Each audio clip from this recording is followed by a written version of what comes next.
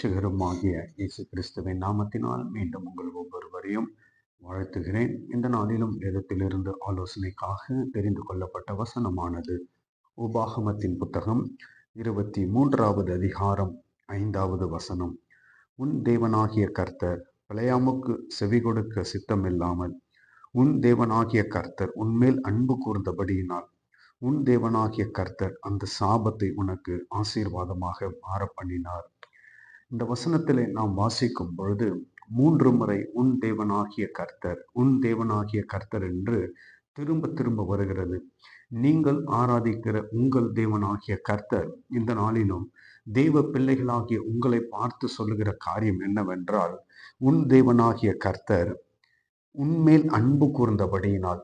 நம்முடைய ஆண்டவராகிய கர்த்தர் நம் ஒவ்வொருவர் மீதும் அவர் அன்பு கூர்ந்திருக்கிறார். இந்த இடத்துல ஆண்டவராகிய கர்த்தர் தனித்தனியாய் சொல்லுகிறார்.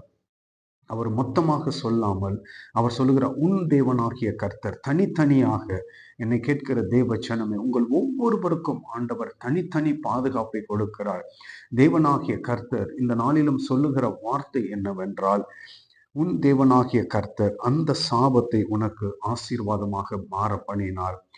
உங்களை பின்தொடர்கிற சாபங்கள், உங்கள் குடும்பத்தை பின்தொடர்கிற சாபங்கள், உங்கள் பிள்ளைகளை பின்தொடர்கிற அல்லது உங்கள் தனிப்பட்ட வாழ்க்கையில பின்தொடர்கிற எந்த சாபமாய் இருந்தாலும் அந்த சாபத்தை ஆண்டவர் ஆசீர்வாதமாய் மாற்றுவேன் என்று சொல்லுகிறார்.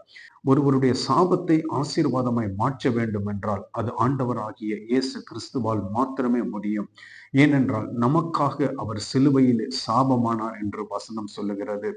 நம்முடைய சாபங்கள், பின்தொடருகிற குடும்பத்தை தலைமுறையாய் பின்தொடர்கிற சாபங்கள், எது எடுத்தாலும் என்னுடைய வாழ்க்கையில வெற்றி இல்லாமல், எது எடுத்தாலும் என்னுடைய வாழ்க்கையில தோல்வி மாத்திரமே வருகிறது. இதெல்லாம் எதற்கு அடையாளம் என்றால் சாபத்திற்கு அடையாளம். அல்லது தொடர்ந்து குடும்பத்தில வியாதிகள், போராட்டங்கள், தொடர்ந்து குடும்பத்தில பலகீனங்கள், மரணங்கள், வேலைகளுக்கு போகும்பொழுது வேலையில் ஒரு ஆசீர்வாதம் இல்லை, இப்படியாக வாழ்க்கையில பார்க்கும்போது பிள்ளைகள் வாழ்க்கையில ஒரு முன்னேற்றம் இல்லை, குடும்ப வாழ்க்கையில ஒரு முன்னேற்றம் இல்லை, எல்லா விதத்திலும் தோல்விகள் மாத்திரமே இருக்கிறது என்றால் நாம் அறிந்து கொள்ள வேண்டும், அது நமக்கு எதிராய் எழும்பி இருக்கிற சாபம் என்பது.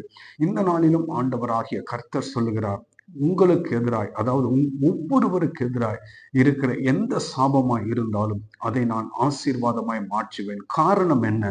ஆண்டவர் ஏன் சாபத்தை ஆசீர்வாதமாய் மாற்றுவேன் என்று சொல்ல காரணம் என்னவென்றால், இந்த வசனம் சொல்லுகிறது, உன் தேவனாகிய கர்த்தர் உன்மேல் அன்பு கூர்ந்தபடியினால். உங்கள் ஒவ்வொருவர் மீதும் ஆண்டவர் ஒரு தனிப்பட்ட அன்பை செலுத்துகிறார். ஒரு பாதுகாப்பை ஆண்டவர் அது நிமித்தம் கொடுக்கிறார். அவர் உங்கள் மீது கொண்ட அந்த அன்பின் நிமித்தம் ஒவ்வொருவருக்கும் ஒரு தனிப்பட்ட ஒரு பாதுகாப்பை ஆண்டவர் கொடுத்து, உங்களுக்கு எதிராக எத்தனை ஜனங்கள் பேசினாலும், உங்களுக்கு விரோதமாய் எத்தனை ஜனங்கள் எழும்பி வந்தாலும், உங்களை சபிக்க வந்தாலும், ஆண்டவராகிய கர்த்தர் அவர்கள் வாயிலிருந்து புறப்படுகிற அந்த சாபத்தை தடுத்து நிறுத்துகிறவர் மாத்திரமல்ல, அந்த சாபத்தை ஆண்டவர் ஆசீர்வாதமாய் திருப்பி அனுப்புகிறதை நாம் பார்க்க முடிகிறது.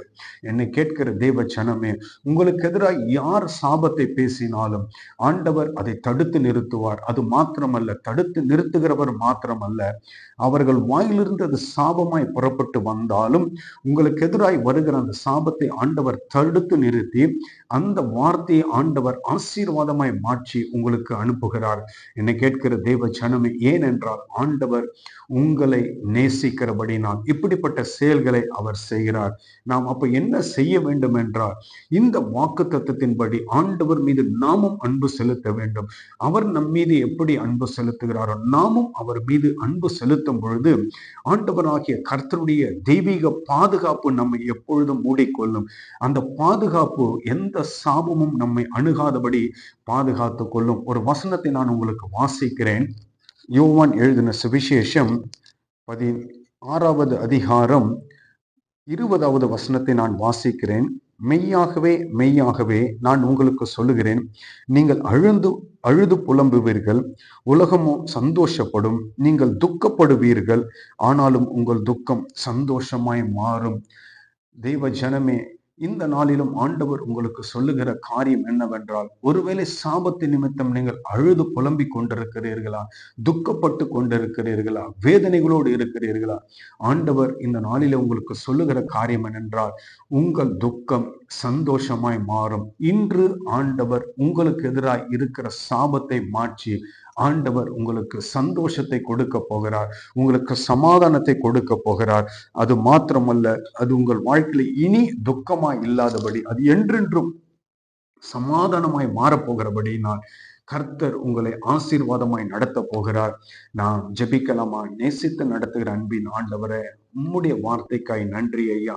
கொடுத்த இந்த வாக்கு தத்துவம் உம்முடைய பிள்ளைகள் வாழ்க்கையிலே நிறைவேறட்டும் ஐயா.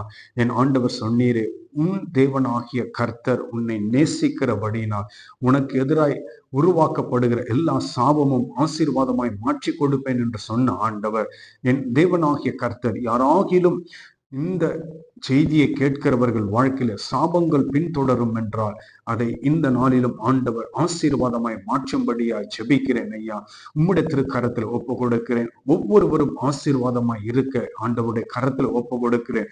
கூட இருந்து நடத்துங்க. துதிகான மகிமை எல்லாம் ஒவ்வொருவருக்கே செலுத்துகிறேன். இயேசு கிறிஸ்துவின் நாமத்தில் ஜெபிக்கிறோம். எங்கள் ஜெபம் கேளும் ஜீவனுள்ள நல்ல பிதாவே, ஆமென்.